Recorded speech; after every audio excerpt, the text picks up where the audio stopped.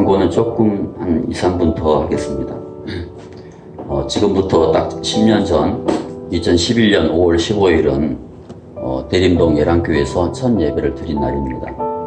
그래서 오늘 2011년 5월 16일 오늘은 예랑교회 설립 10주년이 되는 그런 주일입니다. 처음에는 아무도 없었습니다.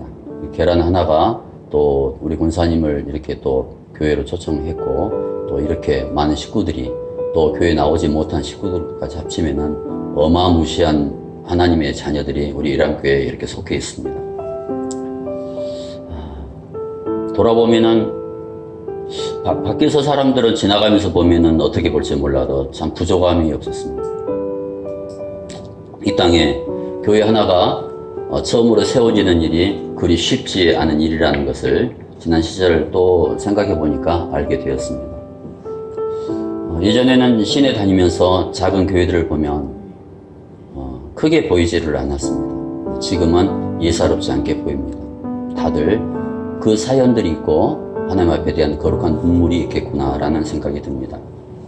우리 예랑교회가 지난 10년 동안 서나올 수 있도록 기도해 주시고 또 헌신해 주신 여러분들, 그리고 또 교회 밖에서도 또 기도해 주시고 마음 써주신 분들께도 진심으로 감사를 드리고 있습니다. 뿐만 아니라 우리가 어떤 어려움이 있어도 이겨나올 수 있도록 하나님께서 힘, 지혜, 능력도 주셨습니다. 하나님께도 감사를 드립니다.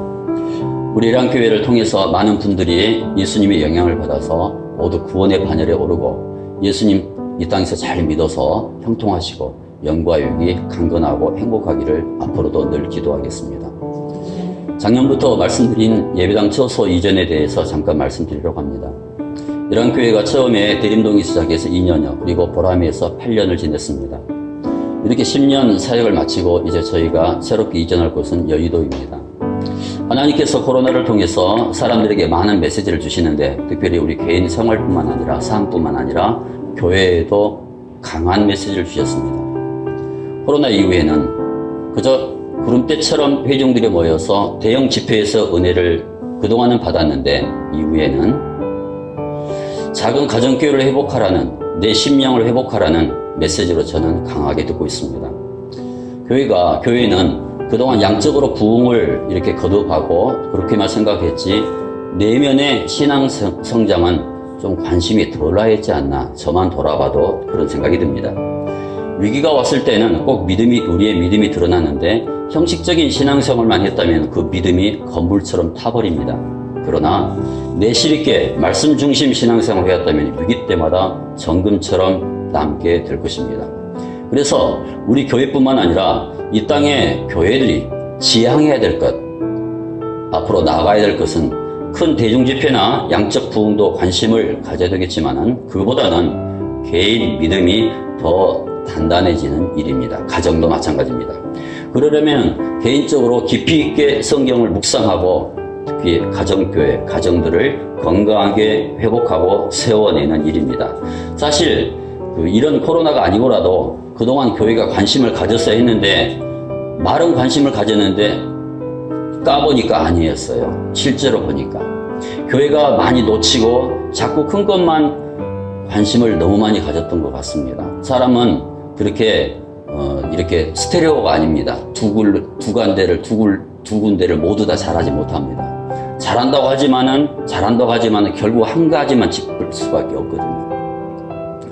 이제부터라도, 그리고 우리부터라도 우선순위를 바꿔서 지금까지 해왔듯이 개인 말씀 묵상 철저히 하고, 그리고 하나님께서 세우신 사랑하는 우리 가정에 초점을 맞춰가도록 더 심혈을 기울이겠습니다. 우리가 이전에 갈 것은 이런 예배당 형태가 아니라 오피스텔입니다. 위치는 여의도에 있습니다. 장소가 넓지 않으니까 이런 회중 의자 멀리 앉아서 이렇게 저만 바라보지 않을 겁니다. 서로를 가까이 바라볼 수 있는 공간입니다. 따뜻한 가정집이라고 생각하셔도 좋습니다. 교회 이름도 바꿨습니다. 교회 이름도 21세기 카타콤 보십시오.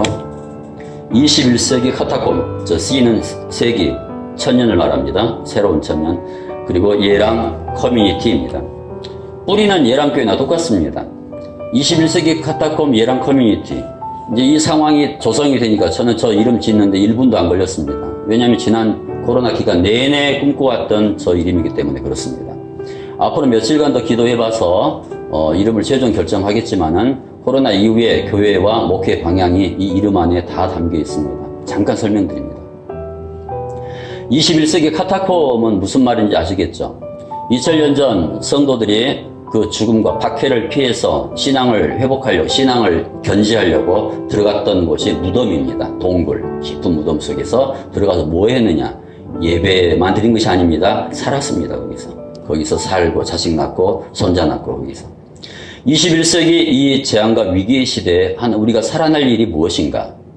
우리를 모든 세상의 흐름에 맡겨버리게 되면 우리는 다 죽어버립니다. 영도 죽고 마음도 죽고 육체도 죽어갑니다. 이 위기 시대에 하나님이 원하시는 교회의 모습이 뭘까? 저 이름 속에 담겨 있습니다. 오늘이 65차 카타콤 예배라는 것은 작년 코로나 팬데믹 재앙이 시작되면서 하나님께서 강하게 저의 마음을 때렸던 것입니다. 우리는 카타콤 동굴 안에서 예배를 드리는 심정으로 오늘 65주째를 맞이하고 있습니다. 2000년 전 성도들은 온갖 핍박 속에서도 카타콤 무덤 동굴에서 예배를 생명 걸고 지켜왔습니다. 그때 예배가 있었기에 오늘날 예배가 이어진 것입니다. 로마가 만들어준 그런 예배가 아니라 서기 313년 콘스탄틴 황제가 로마가 국교로 만들었어요. 기독교를. 그 기독교가 온 것은 형식적인 것입니다. 그런 실질적으로 내면의 신앙은 누가 만들어줬냐면 바로 카타콤에서 출발했습니다. 초대교회 때. 그 흐름이 아직도 이렇게 있습니다. 무엇을 선택해야 될지는 우리는 이제 자명합니다. 우리도 본받아서 앞으로도 그런 카타콤 예배 정신으로 마지막 순간까지 예배를 사수하겠습니다. 저부터. 그리고 커뮤니티라는 뜻은 뭔 뜻이냐면은 저것은 영어인데 공동체라는 그런 뜻입니다. 지금 이 광고 시간 하는 광고 내용은 따로 녹음을 해서 또 나눠드리도록 하겠습니다. 그래서 예랑 커뮤니티란 예수님을 사랑하는 공동체 교회의 준말입니다. 뭐라고요? 예랑 커뮤니티가 예수님을 사랑하는 공동체 교회, 가정교회라는 뜻이에요.